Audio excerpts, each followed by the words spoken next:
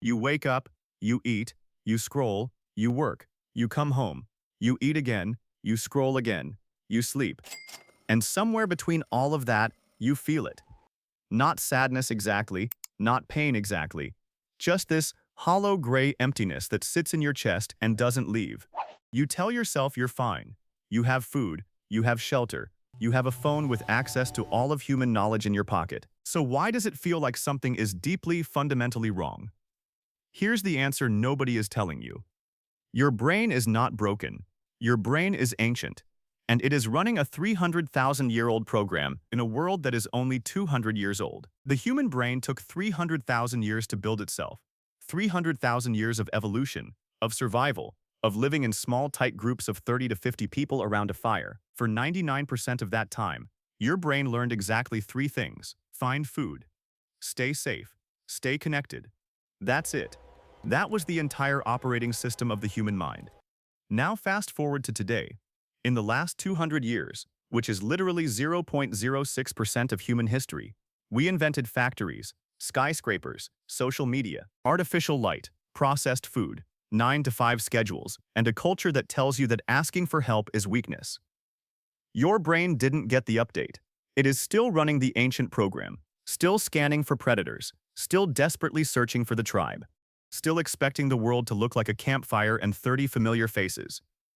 Instead, it wakes up every morning to traffic, fluorescent lights, strangers, screens, and a calendar full of obligations to people it has never once shared a meal with. And your brain calls this depression. We've been thinking about depression completely wrong. We treat it like a malfunction, like something broke inside you, like your brain is the problem. But what if depression isn't a malfunction at all? What if it's a warning signal? Think about what happens when you put a wolf in a cage. It stops eating. It paces endlessly. It loses interest in everything. Scientists call this zoochosis, the madness caused by an environment that completely contradicts the animal's biology.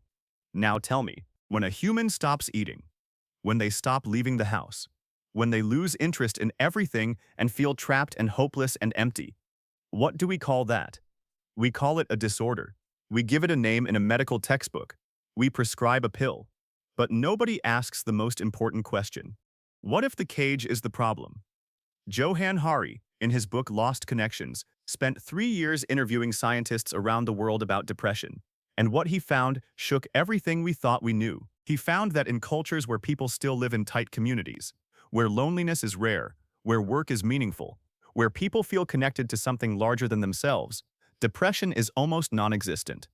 Not rare, almost non-existent. The brain isn't broken. The world is broken, and your brain is the only one honest enough to say so. Johann Hari identified 9 real causes of depression, and almost none of them are chemical. Number 1. Disconnection from other people. We were built to live in tribes of 30 to 50. Today, the average person has fewer than 3 close friends. 3 out of 8 billion people on this planet. Number 2. Disconnection from meaningful work. For 300,000 years, when you hunted an animal or grew a crop, you could see the direct result of your effort. Today, millions of people spend their entire lives moving numbers between spreadsheets and can't tell you what they actually produced. Number 3. Disconnection from meaningful values.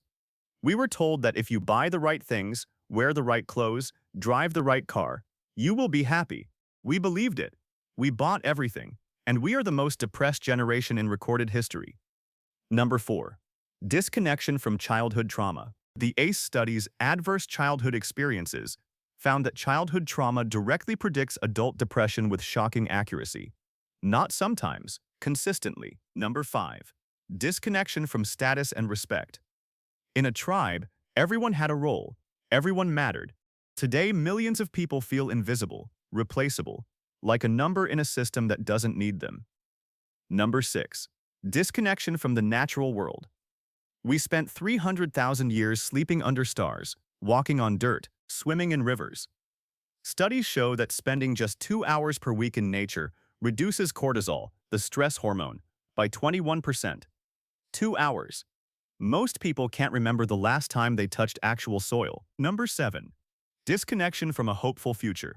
Your ancient brain was designed to solve today's problems. Hunt today, eat today, sleep tonight. Modern life asks you to sacrifice today for a retirement fund you might never reach. Your brain doesn't understand delayed gratification at this scale.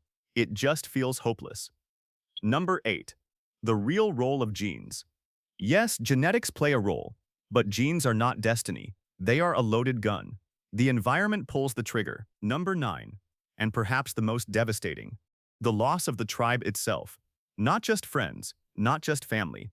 The deep biological need to belong to a group that knows you, needs you, and would notice if you were gone. When was the last time you felt truly deeply known by someone? Take your time answering that. For decades, we were told one story about depression. Your brain doesn't make enough serotonin. Take this pill. The pill adds serotonin. You feel better. Problem solved. It was clean. It was simple. It was almost entirely wrong.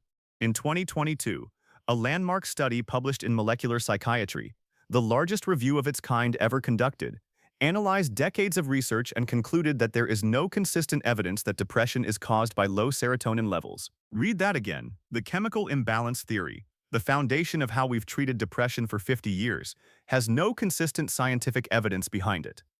This doesn't mean antidepressants don't help people. For many people, they absolutely do.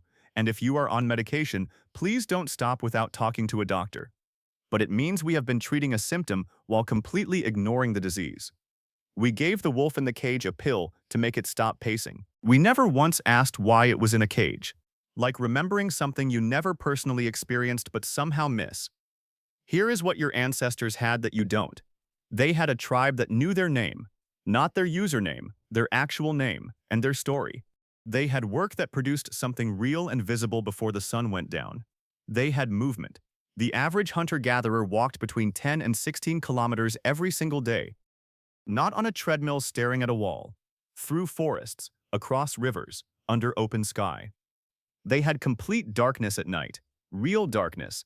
The kind that tells your brain it is time to rest.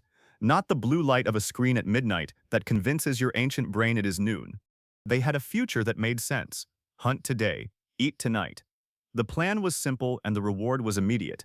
They had physical touch, constant, casual, unremarkable physical contact with other humans every single day. Studies show that a 20-second hug releases enough oxytocin to measurably reduce blood pressure and cortisol. 20 seconds. When did you last hug someone for 20 seconds? And finally, they had meaning. Not purpose written on a vision board. Real meaning. The kind that comes from knowing that the people around you are alive tonight, partly because of something you did today. Your brain is not asking for much. It is asking for exactly what it was built for, and we have systematically removed every single one of those things from modern life. So here is the question that should keep you awake tonight. What if we've built the most advanced civilization in the history of the planet, and it is making us sick? What if the anxiety you feel is not weakness? What if the emptiness is not a flaw? What if your brain is doing exactly what it was designed to do, screaming at you that something is deeply wrong with the environment you are living in? The wolf doesn't pace because it is mentally ill. It paces because it remembers what it felt like to run. You don't feel empty because you are broken. You feel empty because some part of you, ancient, wordless, cellular, remembers what it felt like to belong. Not to a city, not to a brand, not to a following, to a fire, to a circle of faces that knew yours. To a world where you mattered not because of what you produced, but simply because you were there. Depression is not your brain betraying you. It is your brain refusing to pretend that this is enough, and maybe, just maybe, that refusal is the most human thing about you. I want to be clear about something. This video is not telling you to abandon modern life and go live in a forest. That's not the point. The point is this.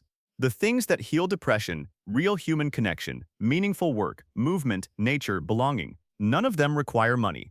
None of them require a prescription, and none of them are complicated. They just require you to stop pretending that the cage is comfortable. Call the person you've been meaning to call for 6 months. Go outside without your phone. Find one thing you do today that produces something real. Sit with someone in silence and let that be enough.